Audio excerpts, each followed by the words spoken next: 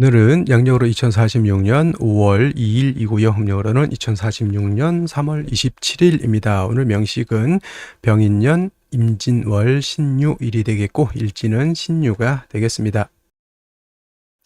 자, 다시 오늘의 명식을 살펴보도록 하겠습니다. 제일 중요한 일간, 신금일간이 되겠고요. 신금일간이 태어난 월령, 진월이 되겠습니다. 항상 사주를 분석할 때는 일간의 특성과 월령의 특성을 잘 살펴보시기 바라겠고요. 자, 일간 신금이라고 하는 것은 음의 기운을 가지고 있는 금이 되겠습니다. 자, 음금이 될 것이고요. 음금은 우리가 물상에 비유할 때 보석 같은 거라든가 주옥 같은 것에 비유를 합니다. 그래서 신금이라고 하는 것은 어떤 금이냐면은 원석을 가공을 해서 기물을 만들었다. 보석, 반지, 귀걸이를 만들어 놓은 것이 바로 신금이다라고 이해를 하시면 좋겠고요.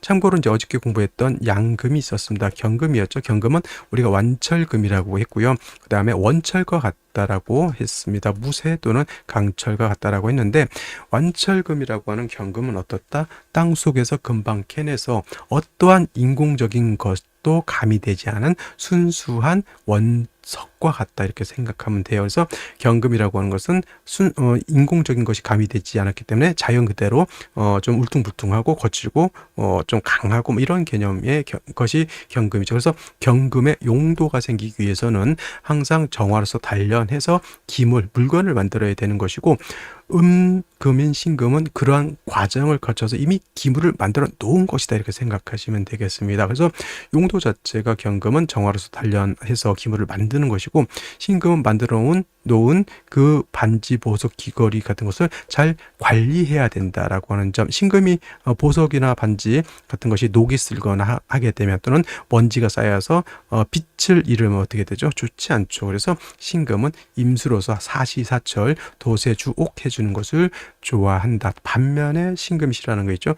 깨끗해야 되는데 토를 많이 보면 신금이 오금이 되거나 오금이라고 하는 것은 더럽혀진다라고 하는 뜻이죠. 그 다음에 심한 경우에 토가 많아지게 되면 토다 매금도 된다라고 이제 신금 일간이 가장 꺼리는 것이 바로 이 오금이 되거나 토다 매금이 되는 것. 같은 이치로 병화도 있죠. 임수로서 보강해 주는 것을 좋아하지만은 토가 많아지게 되면 회기 무광되는 것을 굉장히 싫어한다라고 했습니다. 어떻게 보면 병화하고 신금의 공통점이다라고도 볼 수가 있다 이렇게 보시면 되겠습니다. 자, 이러한 신금이 태어난 월령 진월이 되겠습니다.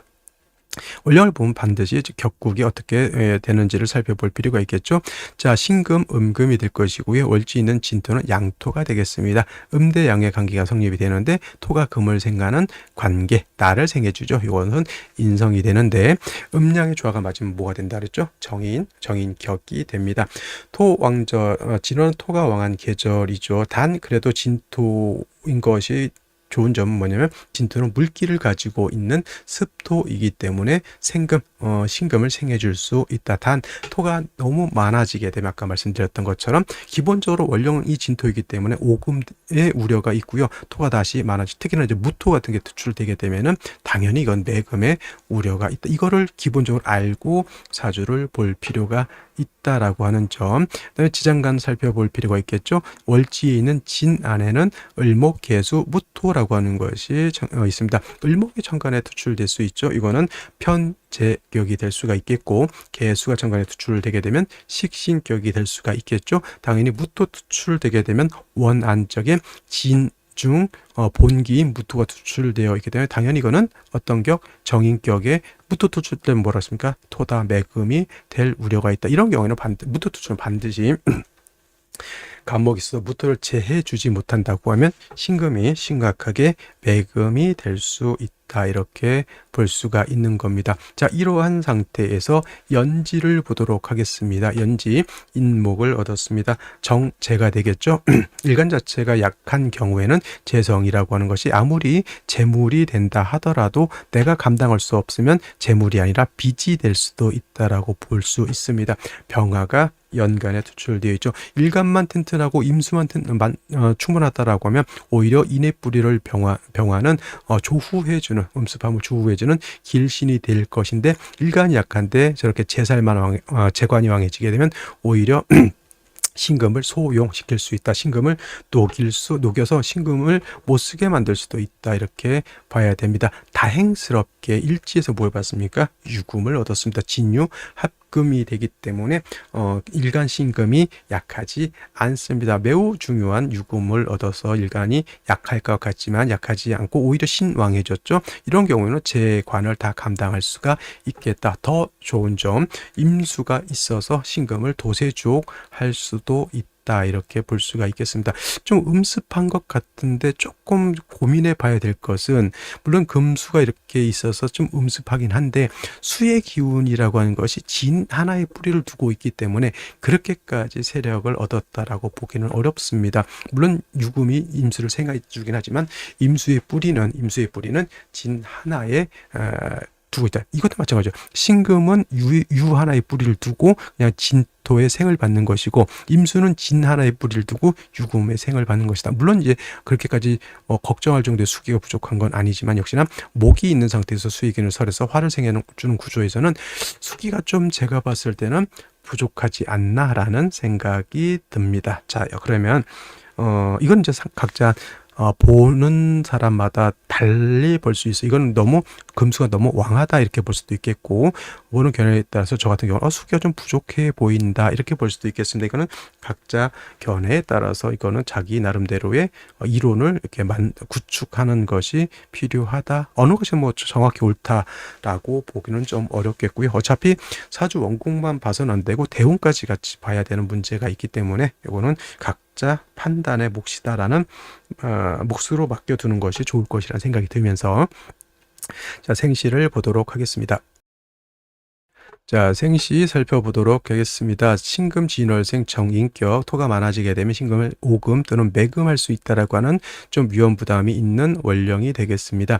연지에서 인목을 보고 병화 투출되어 있기 때문에 신금이 약하지만 않다고 하면 병화는 신금을 이렇게 반짝반짝 빛나게 해주는 역할을 하게 되죠. 그리고 너무도 다행스러운 것은 유금을 얻었기 때문에 신금 자체가 약하지 않다라고 하는 점, 더해서 임수까지 투출돼서 신금을 도세주옥한다라고 하는 점까지 해서 사주 구조 자체는 나쁘지 않다. 단 3주까지만 놓고 봤을 때 수가 많은 것을 볼 것이냐, 수가 부족한 걸로 볼 것이냐, 또는 화가 많은 것으로 볼 것이냐, 화가 약한 것으로 볼 것이냐에 따라서 생시의 기준이 좀 달라질 수 있다. 이렇게 보시면 되겠습니다. 제일 먼저 이제 무자시 보게 되면은, 자, 이거는 토왕절에 무토 투출하게 되면 뭐가 되죠? 이거는 정인 격이, 아까 제가 뭐라고 그랬습니까? 토왕절에 무토 투출을 하게 되면 경하면, 가벼우면 오금이 되는 것이고 심하면 매금이 되는 것이다. 그러면 신금은 최소한 오금 대신 매금이 될 수 있는 것이고, 무토 투출되게 되면 제 아무리 임수가 진 이렇게 해서 뿌리를 둔다 하더라도 임수를 파극할 수 있는 구조가 되는 것이다. 이건 무토가 병이 될 수밖에 없겠죠. 그러면 이제 간목으로서 무토를 제거시켜주는 것이 좋은데, 연지에 있는 인중 간목 가지고는 무토를 제거하기가 좀 힘들다라고 하는 점. 그 다음에 기축시 같은 경우는 유축해금 신금이 여기도 통근되죠. 근데 이거는 마찬가지로 토왕절인 진월에 축토까지 있는 상태에서 기토 투출하게 되면 이거는 신금을 매금시키지 못해요. 단 이건 신가가 오금시킬 수는 있죠. 그러면 오금된 신금을 임수가 도세주옥해야 되는데 이건 기토 타김도 가능하다. 그러면 이것도 토가 문제가 되는 것이니 목으로서 토를 제거시켜 주는 것이 필요할 것이고요.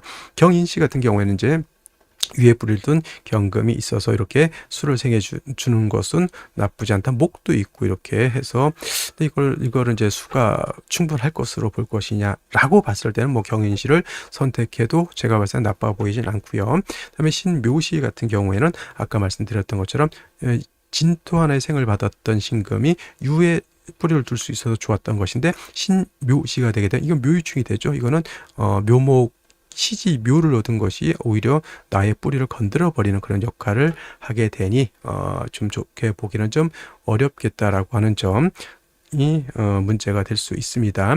그 다음에 이제 임진시 같은 경우에는 다시 임수가 천간에 투출되어 있습니다. 임수 두 개가 있으니까 너무 과하지 않나 이렇게 생각을 할 수 있지만, 저라면 임진시를 선택하는 것 것도 나빠 보이진 않는다. 너무 병화를 좀 극해하는 것일 수는 있겠지만 운이라도 이제 목화운을 가서 병화만 좀 살아날 수 있다고 하면 뭐 제가 봤을 때 임진 씨도 선택해 볼 만한 생시. 그러니까 무작위죠. 경인시면 임진 여기까지 봤을 때 경인시 또는 임진시 정도 되는 것이고, 개사시 같은 경우에는 이제 화가 좀 살아나죠. 이제 개수는 의미가 없어요. 이거는 조후의 의미도 없고 신금을 도세하는 의미도 없다. 오히려 겨울에는 한기만 발생할 뿐이다라는 생각이 듭니다. 차라리 갑오시를 선택하게 되면은 뭐 갑목이 이제 병화를 생해주는데, 이건 오히려 관이 너무 왕해지는 거예요. 인오의 불이 두고 갑목이 병화를 생해주게 되면은 오히려 수가 좀 고갈되는, 부족해지는 문제점이 없지 않아 있어 보이고, 병신시 같은 경우 차라리 좋은 점은 뭐냐면 이렇게 신금 하나를 더 얻어서 임수 자체가 여기 뿌리를 하나 더 둘 수 있다면 이것도 제가 보기에는 나빠 보이지는 않습니다. 근데 많은 분들이 이제 병화가 2개 있으면 병병병존하여 병화 하늘의 태양이 하나만 있어줘야 되는데 2개 있어서 나쁘다, 이렇게 해서 이걸 안 좋게 볼 수는 있겠습니다. 근데 저라면 뭐 임진시, 병진시, 뭐 병신시 이 정도는 그래도 나빠 보이지는 않아 보인다. 저는 개인적으로 그렇게 생각하고요. 정유시 같은 경우에는 이제 이것도 이제 관살 혼잡이네 또 이렇게 말씀하시는 분들이 있겠지만, 이런 관살은 일단은 원국에서는 관살 혼잡은 되지 않습니다. 왜냐하면 임수가 병화를 극했기 때문에, 그죠? 이걸 거관 유살이라고 이렇게 표현하는데, 아무리 관살 혼잡이 되지 않는다 하더라도 신금 입장에서 옆에 정화 이렇게 첩신되어 있는 것은 좋게 보기가 좀 어렵겠다, 이렇게 생각이 되고요. 무술시는 심각하게 이거는 신금 임수를 다 매금 파극해 버리니까 좋게 볼 수 없겠다. 기해시는 이제 해수 하나 정도 얻은 것으로서 좀 만족해야 되는데, 역시나 기토가 이렇게 있게 되면 신금물 오금 임수를 탁하게 만드는 좀 단점은 없지 않아 있다, 이렇게 보여져요. 여러분들은 어떤 생기가 가장 좋아 보이는지. 저는 뭐 임진시, 병신시, 기해시는 기토 때문에 좀 어려워 보이고, 또는 뭐 경인시 정도 이렇게 보면 좋지 않을까라는 생각을 해보게 됩니다. 자, 오늘은 여기까지 설명드리도록 하고 저는 내일 또 찾아뵙도록 하겠습니다. 감사합니다.